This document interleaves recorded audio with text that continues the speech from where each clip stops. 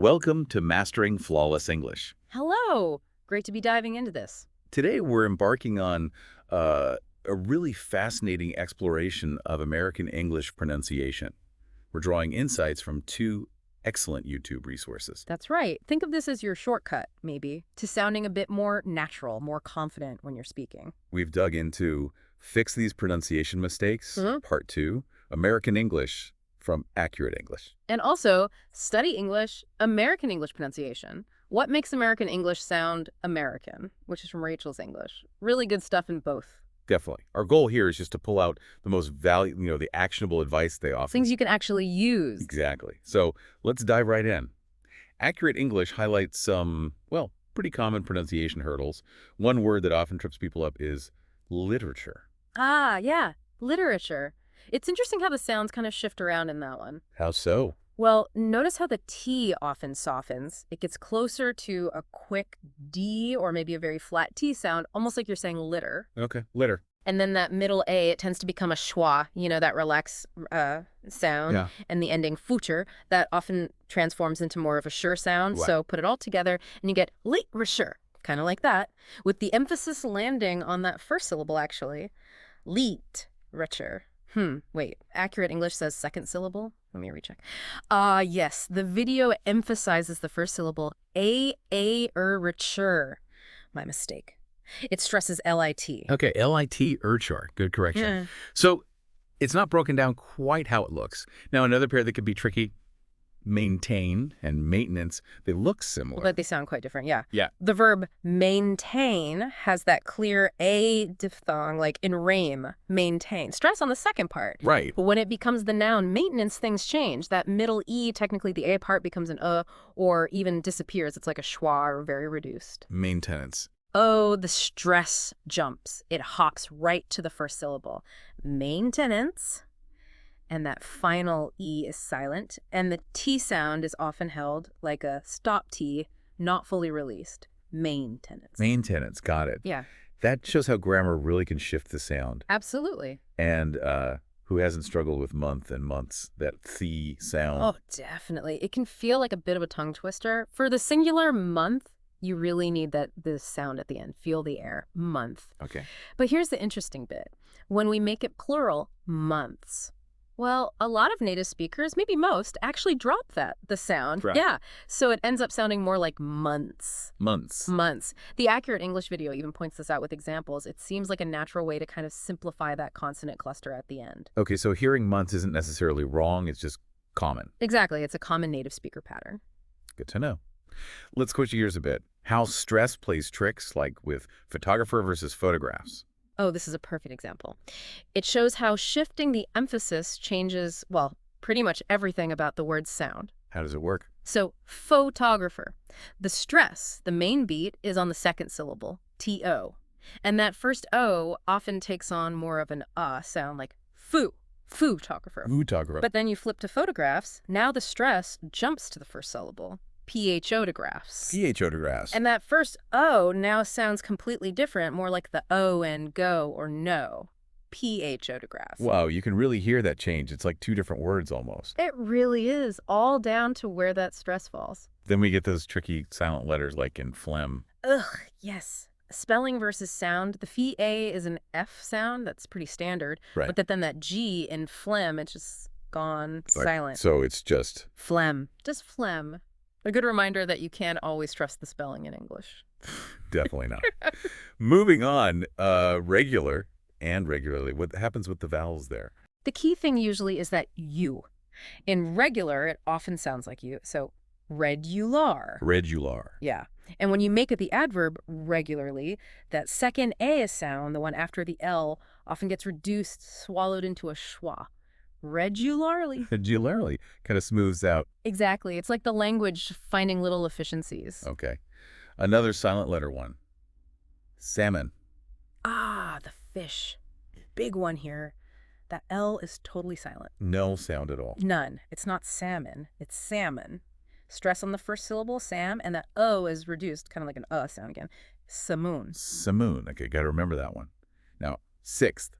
Looks simple, but that ending That ending is a challenge. That sixth cluster, you really have to hit all the Let sounds. me break it down. You need the S, then the K sound that's part of the X, and then the ASK, sixth? Sixth. Wow. Yeah, you can't really skip anything there. You got to articulate it clearly. Six. Takes practice. Huh. And another silent letter. Subtle. Right. Easy one once you know it. The B is silent. Not there. Not there. It's pronounced situl. Situl. Satul. Okay. What about theater? That T in the middle. Yes, that middle T. In American English, when a T is between vowel sounds like the E and the sound here, it very often becomes a flap T, A flap T. which sounds a lot like a quick D. So theater very commonly sounds like theater. Theater. I hear that a lot. Mm-hmm. It's a key feature. Now, this next group is interesting. Comb, bomb, and tomb. They all end all have a silent B. But the vowel sound is different in each one. It really shows how, well, unpredictable English spelling can be sometimes. So how do they differ?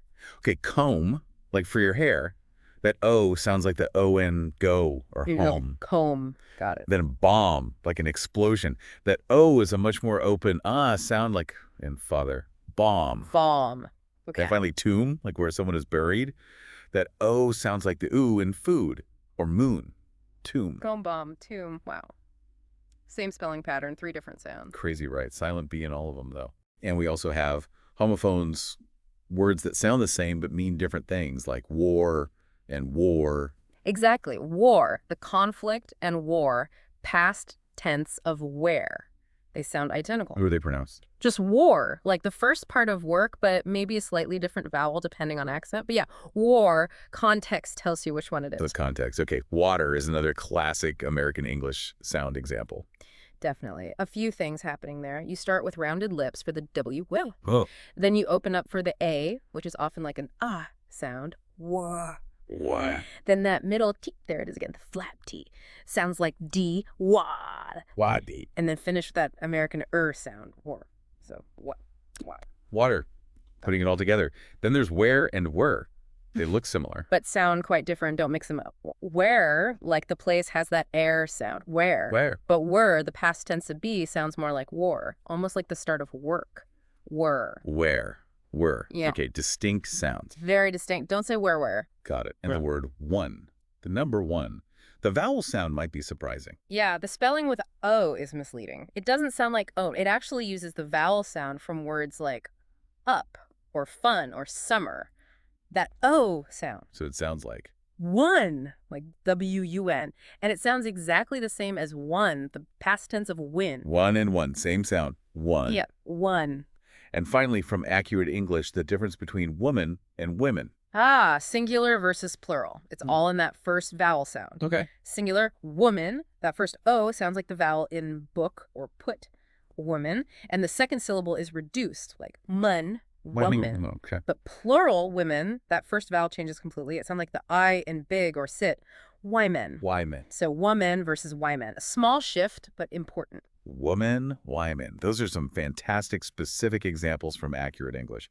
Really helpful for avoiding common errors. Absolutely. Tackling those specific words can make a big difference. Now, let's shift focus a bit to what Rachel's English talks about, the bigger picture, like what actually makes American English sound American. She starts with stress and pitch. Right. This is about the music of the language, you could say. It's not just the individual sounds. She uses the example, there you go. There you go. Notice how the energy, the stress kind of builds towards go, and the pitch goes up on go. Yeah, it does. There you go. And that go has the O diphthong, that glide from one vowel to another and you round your lips.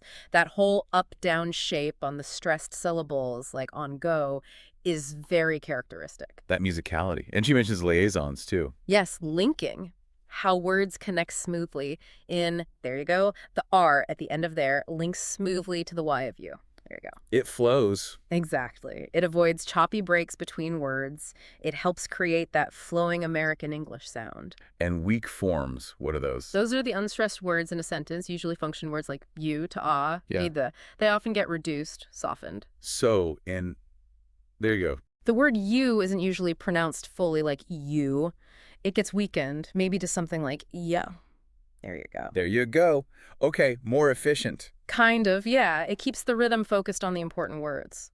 We already talked about the flap T with accurate English, and Rachel mentions it too. It seems pretty key. Oh, it's huge. That D-like sound for T when it's between vowels or similar sounds, like in water, better, should I? Should I? Yeah, sounds like should I. Exactly. It contributes a lot to that smoother, maybe softer sound people associate with American English compared to, say, British English sometimes. And again, silent letters come up. Yep, like the silent L in should or could or would. You just don't pronounce it. Should, could, would. Changes the whole feel of the word. It does. But then there's the opposite, the true T. Right. This is when the T is pronounced clearly with a little puff of air, typically at the beginning of a word or a stressed syllable. Like in. Like intel or top or T. You get that clear T sound. Tell, T. Provides clarity there. And another really common feature she points out is the dropped H. Dropped H. Yeah, especially in words like her, him, his, have. When they're unstressed in a sentence, the H sound often just disappears. So tell her might sound like. Tell her. The vowel of tell links right into the air sound. Tell her. Very common. Tell her. Okay. And we've heard about reduced vowels, the schwa. The mighty schwa, that neutral, lazy sound. It pops up everywhere in unstressed syllables. Like in should. Yeah, the vowel in should is basically a schwa before the It's probably the most common vowel sound in English, and it's crucial for that American rhythm. Good old schwa. Rachel's English also mentions dropping the T in ist clusters. Yes. Specifically when the is is at the end of a word and the next word starts with a consonant, like in last night. Last night. Often the T in last just gets dropped, so it sounds like last night. Last night. Another simplification. Seems to be, yeah. Makes it flow a bit easier. And then there's something called the stop T. Okay, so this is different from the flap T or the true T. It often happens when a T is at the end of a word, right before a word starting with a consonant. Like in night working. Exactly. Instead of a clear released T sound or a flap, you kind of stop the air briefly at the T position in your mouth, but you don't release the puff of air. Night. Night working. Night working. Subtle. It is subtle, but it's very common. And R-controlled vowels. Definitely a signature American sound. Oh, yeah. Sounds like er. The vowel sound kind of merges with the R, like in work or bird or car or door. The vowel isn't separate from the R. Not really. They blend together. W-U-R-K, B-R-E. That sound especially is very American. Takes practice for many learners. I bet. She also talks about pronouncing and when thinking. Right. When you're pausing, like, I need to get it's milk. Yeah. In that context, the D, N, and is usually pronounced clearly. Okay. And it links right into the schwa sound of And and Okay. It's a specific linking pattern for that thinking pause. And those dropped. Again, just wanted. Yep. When tin comes after an N, it often gets dropped, especially in common words like wanted or internet or center. So wanted sounds like. Often like wanted, like tin just vanishes. Wanted. Wanted. Okay. Which leads into wanted to. Exactly. You often get a double reduction there. The tin wanted drops, so you have wanted. And then the two often reduces to just a schwa. Or sometimes even just the dind links to the next vowel. So wanted to go might sound like wanted go, or even wanted to go. Wanted to go. Wow, that's really reduced. Very common in fast, natural speech. Interesting how she contrasts the true T and stop T at the end of a phrase or thought group. Yeah, you actually have a choice there. You could end a thought with a clear released true T. That's it, with released T. Yeah. Or you could use a stop T holding the air. That's it, with unreleased T. Both are possible. The stop T might sound a little more final sometimes, maybe. Depends on the nuance you want. Yeah, exactly. And of course, stress on content words. That seems fundamental. Absolutely critical for rhythm. Nouns, main verbs, adjectives, adverbs, those usually get the stress. They carry the main meaning. While the little function words get reduced. Right, like some in a sentence like, I need some water. Some is usually unstressed and pronounced with a schwa. I need water. Some water. Okay. Unless you're really emphasizing it. I need some water, not just any. Then it gets stressed. Makes sense. And using pitch. Yeah. Rising pitch for continuation. Yeah. If you finish a phrase or a clause but you're not done talking, you often let your pitch drift up slightly at the end. So I went to the store, rising pitch. Yeah. And then I came home. That little rise signals more is coming. Okay, connects the ideas. And she also mentions reducing contractions like it's or, that's. very common. Often the vowel sound just drops out, especially in fast speech. It's good might sound like tis good. It's good. Yeah, the T and S sounds just run together. It's good. And the flap T can even happen with two N. Yes, if it follows voiced sound. Like in time to go, the M in time is voiced, so the T in two can become a flap D sound. Time to go. Time to go. Okay. Again, contributes to that smooth, linked feeling. And Rachel really highlights using pauses and pitch for emphasis. Definitely. It's not just what you say, but how. Breaking up sentences, using pauses. I will never have to make coffee again. It's drama. Exactly. Or just emphasis. Changing your pitch level on keywords makes them stand out. It's all part of conveying meaning effectively.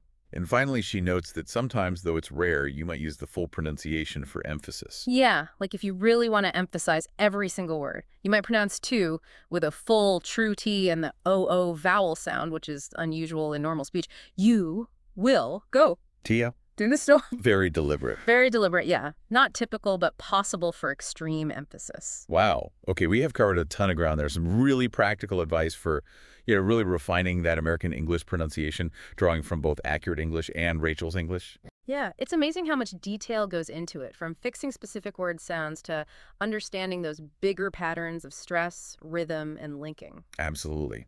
From spotting those common mistakes in words like literature or salmon, to grasping the importance of things like the flap T, the schwa dropping sounds, Yeah. it really gives you a powerful roadmap. It does. And the key takeaway really has to be listening and practice. You need to tune your ear to hear these things in native speakers. Right. Pay attention to that stress, the intonation, how words connect. And use tools. Resources like Youglish, where you can search for words and hear them in lots of real YouTube videos, are fantastic for getting that context. It's definitely invaluable. Yeah. And we really do encourage you to check out the Accurate English and Rachel's English channels directly. There's so much more detail, loads of examples, practice exercises. Yeah, they offer a wealth of information, well worth exploring further. Well, thank you for joining us for this really deep dive into American English pronunciation. We hope you found it useful. Hope it helps you sound more natural and confident. Now, if you did find this exploration helpful, please do subscribe, like, and maybe share this podcast testimony. That really helps YouTube show it to more people. Yeah, help us get the word out. And don't forget to check the link in the description below for more resources related to what we discussed today. Thanks again for listening.